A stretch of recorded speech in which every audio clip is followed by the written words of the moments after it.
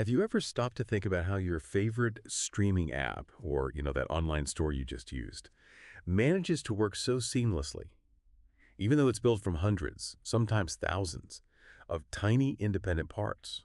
It's kind of like a bustling city where every building knows exactly how to find every other building, even if they're constantly moving around or being rebuilt.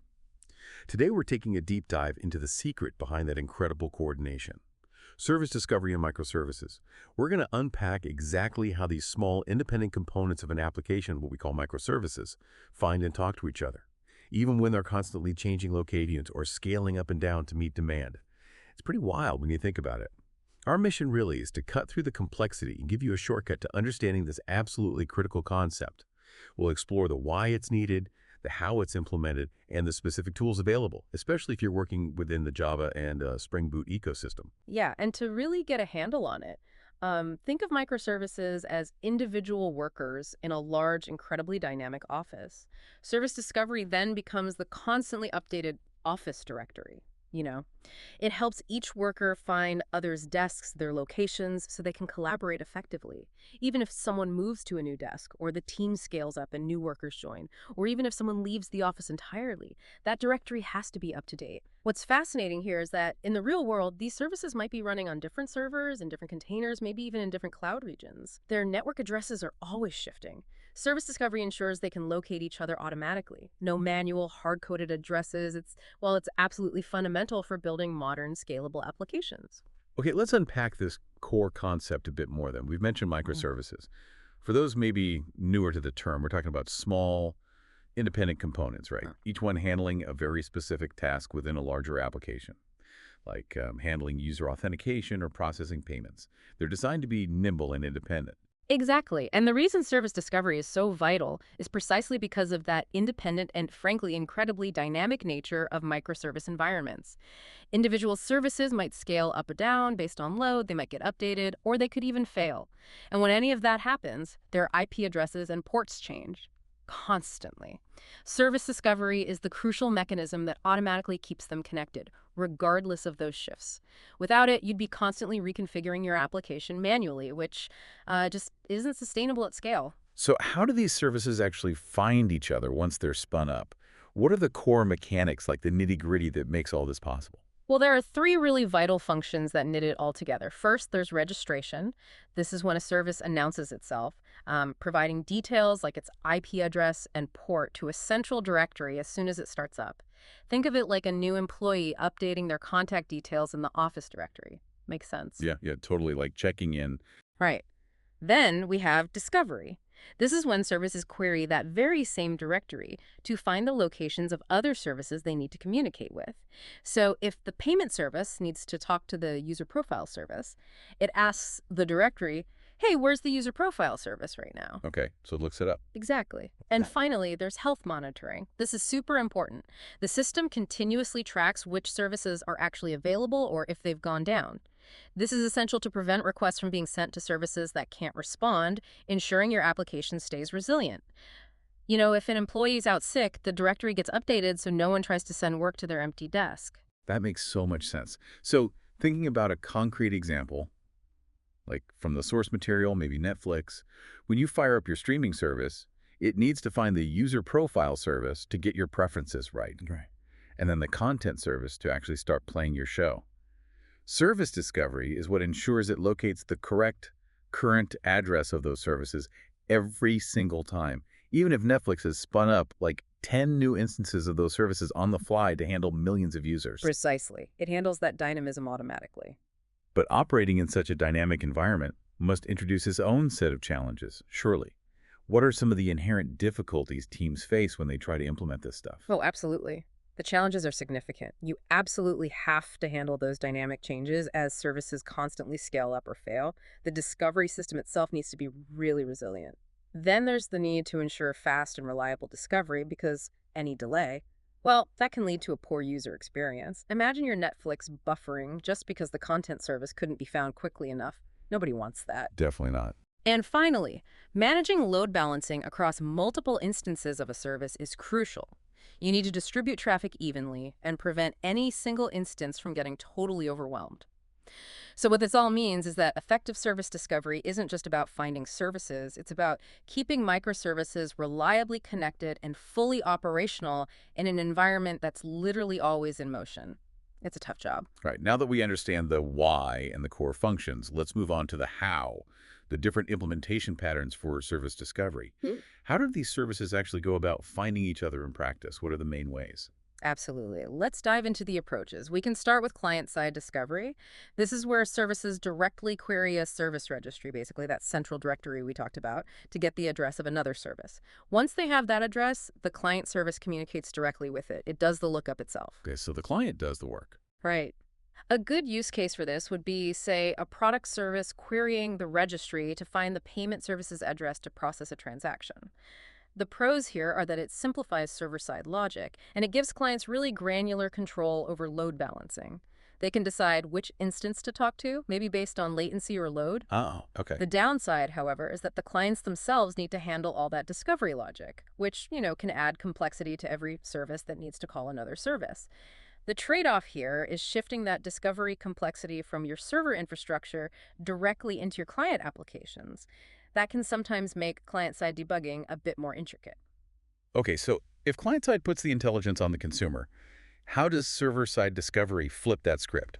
Sounds like the opposite approach. That's a great way to put it. It pretty much is. With server-side discovery, the magic happens before the client ever knows. It's usually a load balancer or, more commonly these days, an API gateway that queries the service registry and then routes requests. An API gateway. Remind us what that is again. Sure. An API gateway is essentially a single entry point for all client requests coming into your system. It often handles things like routing, security, rate limiting, and crucially for this discussion, discovery. So this setup effectively hides the entire discovery process from the individual clients. They just talk to the gateway. I see. For instance, an API gateway could route user requests to the order service without the client ever needing to know its specific IP address or port.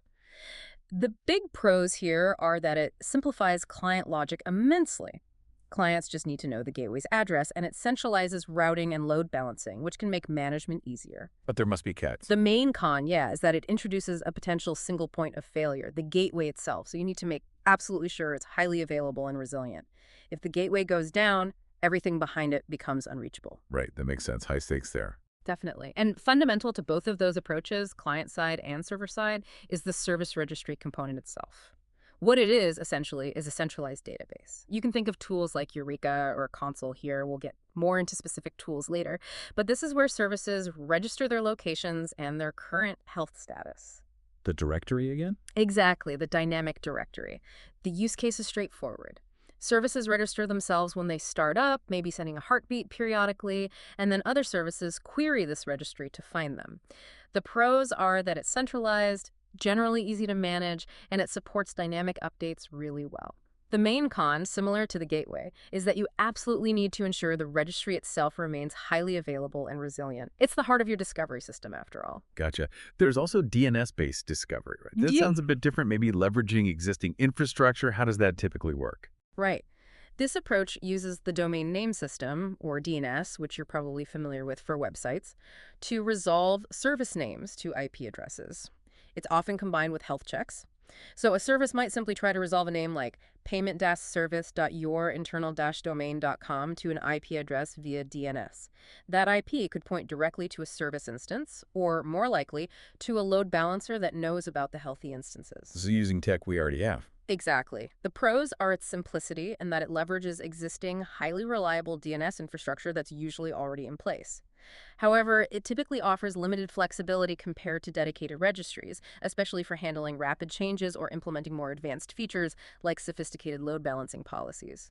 It's often best for simpler, maybe more static discovery needs. Okay, and we see these different approaches out in the wild. Oh, absolutely. We see these approaches in the real world with giants like Amazon, which heavily uses server-side discovery with its massive API gateway infrastructure for routing customer requests. Meanwhile, Netflix famously pioneered and uses client-side discovery with their own tool, Eureka, for its internal streaming services. What's really fascinating here is that choosing the right approach isn't a one-size-fits-all decision. It profoundly depends on your system's complexity, your scalability needs, and even your team's existing expertise and comfort level. It's all about finding the right tool for your specific job. All right, now here's where the rubber meets the road for many of you listening. We're going to shift focus now to the practical tools available, especially for those working with Java and Spring Boot. These are the workhorses that actually make all this happen. Definitely. Let's talk tools. First up, we have Spring Cloud Netflix Eureka. At its heart, it's a service registry and discovery tool based directly on Netflix's own battle-tested Eureka system, and it's seamlessly integrated with Spring Boot, which is a huge plus for many teams. Makes it easy to get started, presumably. Very much so. Its key features include allowing services to easily register themselves and discover others, robust support for that client-side discovery pattern we talked about, and it comes with built-in health checks. A typical use case is, say, a user service registering with the Eureka server, and then an order service querying Eureka to find that user service's current location, ready to process an order. It handles the lookup. Okay, Eureka sounds like a solid option. Then there's Spring Cloud Consul. How does that fit into the picture? Is it similar? Spring Cloud Consul is another excellent service discovery tool, yes, but it leverages HashiCorp Consul under the hood. And again, it's fully integrated with Spring Boot. It provides service registration, discovery, and health monitoring, similar to Eureka. But what's cool about Consul is its broader support for things like distributed configuration management and even DNS-based discovery built in. So it does more than just discovery. Exactly. So a payment service might register with Consul, and other services could then use Consul's DNS interface to find it, or they could use it to pull down configuration values like feature flags or database connection strings. It's a more feature-rich offering, kind of a Swiss Army knife for service networking. Interesting. What about Spring Cloud Zookeeper? That sounds familiar too. Yes, Spring Cloud Zookeeper leverages Apache Zookeeper, another well-established distributed coordination service. And like the others, it's integrated with Spring Boot.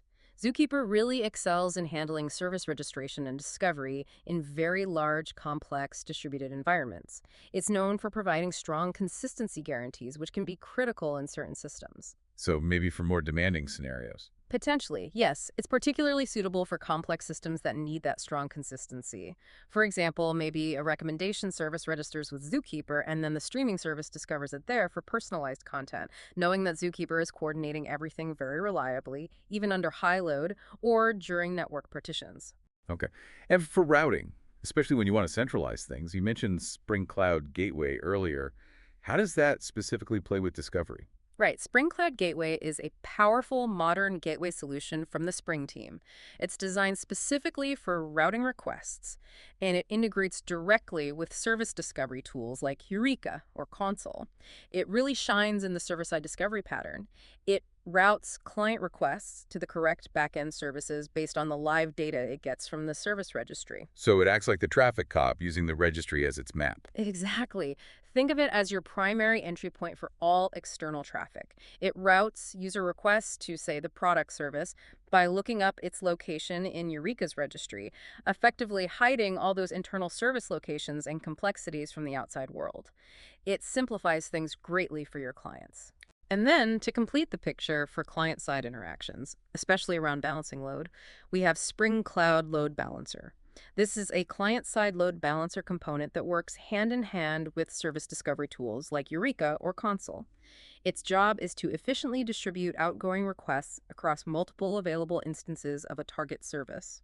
So if there are 3 payment services running, it spreads the requests. Precisely. It's a lightweight and modern replacement for older, now in maintenance mode tools like Ribbon, which used to be the standard client-side load balancer in the Spring Cloud Netflix stack.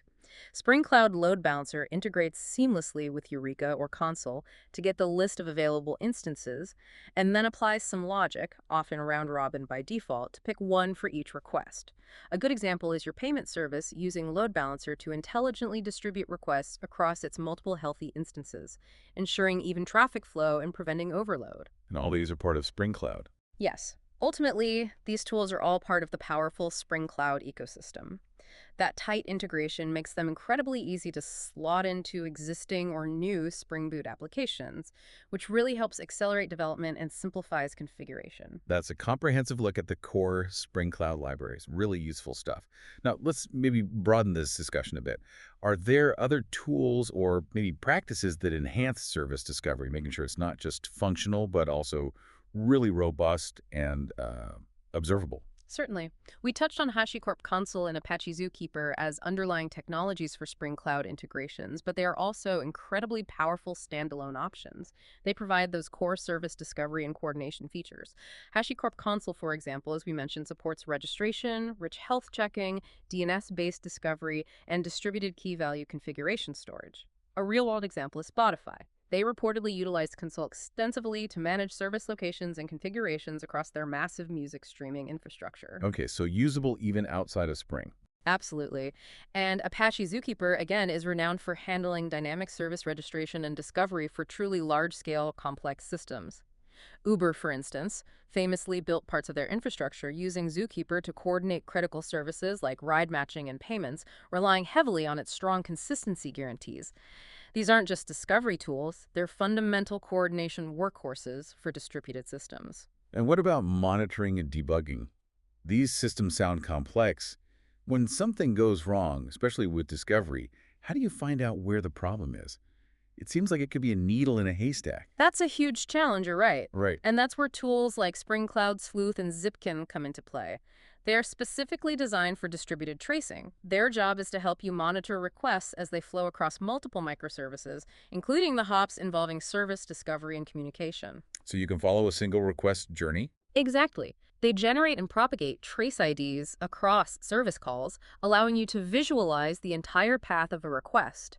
This creates a trace that's invaluable for identifying bottlenecks, figuring out where delays are happening, or pinpointing failures, including those related to service discovery itself.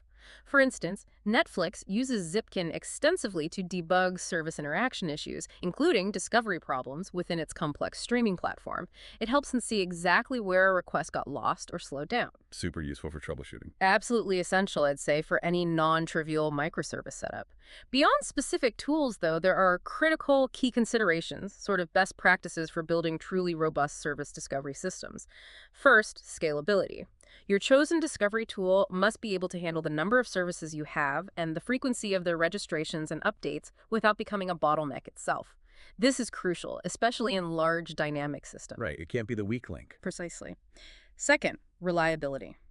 You absolutely need to use robust health checks. Services need to tell the registry they're alive and well, and the registry needs to promptly remove any failed or unhealthy service instances. This prevents routing requests to services that are down or struggling. Imagine sending an order request to a payment service that just crashed. Health checking prevents that. Third is performance. You want to minimize the time it takes to discover a service, the discovery latency. Techniques like aggressively caching service locations locally on the client, or perhaps using DNS for simpler lookups where appropriate can really help.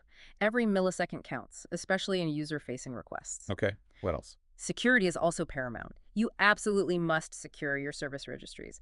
Use authentication. Spring Security integrates well here, for instance, to prevent unauthorized services from registering or, worse, malicious actors accessing your service directory. Good point. Don't want random services joining the party. Definitely not. And finally, monitoring. Use tools like Spring Boot Actuator, which exposes operational endpoints to keep a close eye on the registry's own health and the availability of the services registered with it.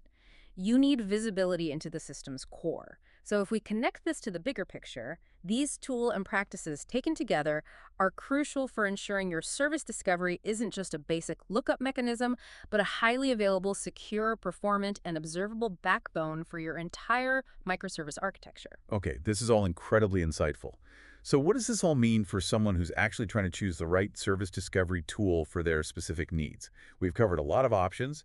How do you actually select the best solution among all these powerful choices? It feels a bit overwhelming. Yeah, it can seem like a lot, but the choice really boils down to your application's specific requirements, the expected scale of your system, and importantly, your team's existing expertise and comfort level.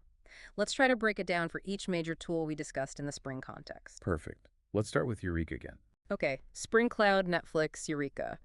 It's generally best for, say, medium to large microservices systems that primarily need robust client-side discovery and value really straightforward integration with Spring Boot. Why choose it? Because it's exceptionally easy to set up, it's very widely used, so there's lots of community knowledge, and that deep integration with Spring Boot is a huge win. It's often ideal for teams already familiar with or invested in the Netflix open source software stack.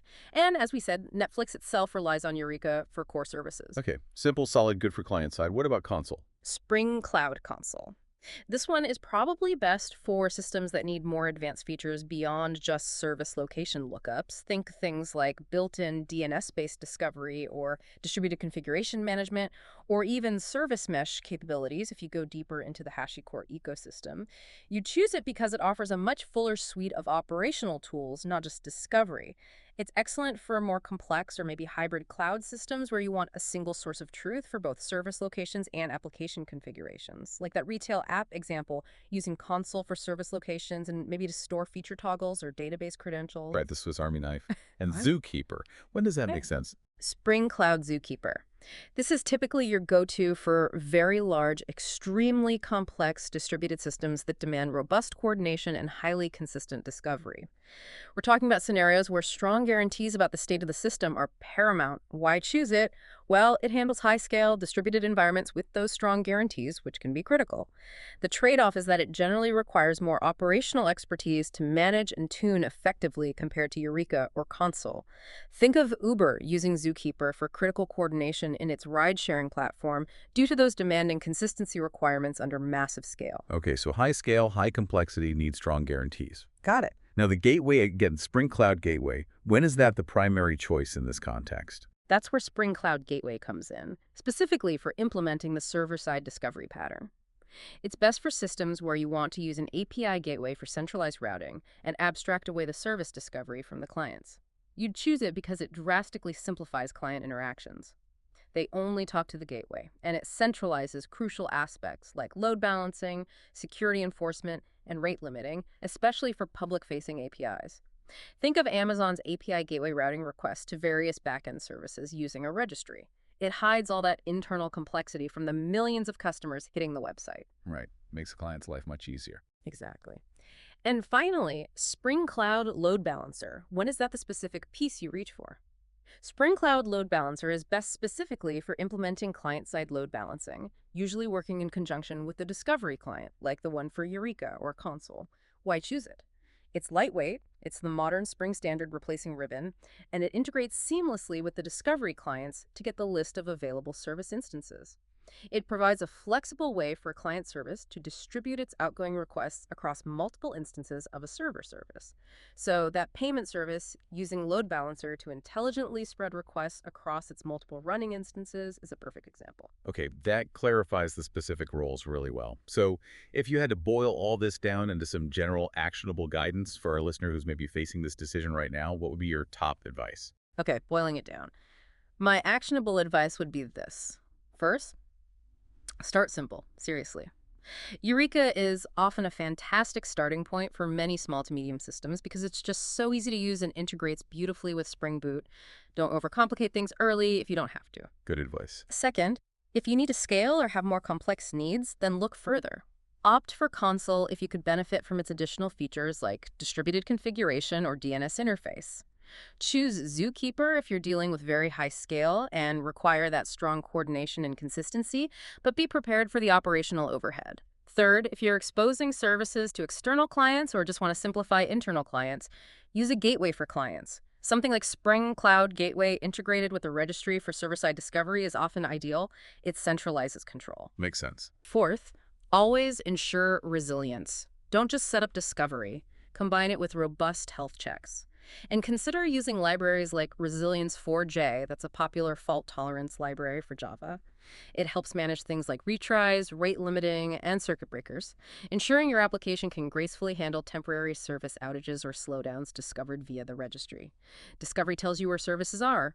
Resilience helps you cope when they're not behaving well. Ah, good point. Discovery isn't the whole story. Not at all. And finally, always consider your team skills. Choose tools your team can comfortably operate and manage. Eureka is generally quite beginner-friendly. Zookeeper, while incredibly powerful, requires more specialized experience. Pick the tool that best fits not just the technical requirements, but also your team's comfort level and operational capacity. Fantastic advice. Start simple, scale appropriately, consider the gateway, build in resilience, and know your team. That really helps frame the decision. And there you have it, our deep dive into service discovery and microservices. It's really clear, isn't it, that this isn't just some obscure technical detail tucked away somewhere. It's the essential foundation, the connective tissue that allows modern distributed applications to actually locate each other and communicate dynamically. It's what makes so much of our digital world possible today. That's absolutely right.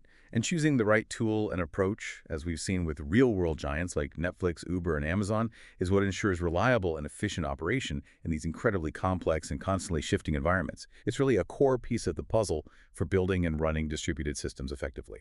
This raises an important question for the future, doesn't it? As systems become even more dynamic, maybe even self-healing, how much more intelligent will service discovery become?